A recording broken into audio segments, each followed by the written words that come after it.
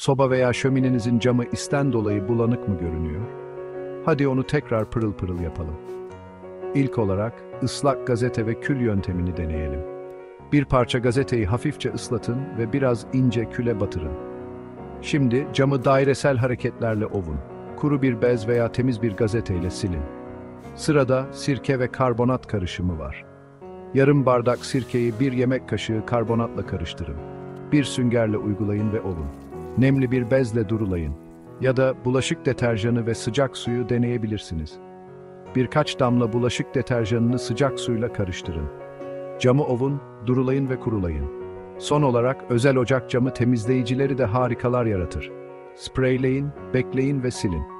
Uzman tavsiyesi, is birikimini azaltmak için kuru, kaliteli odun kullanın. Mutlu temizlikler.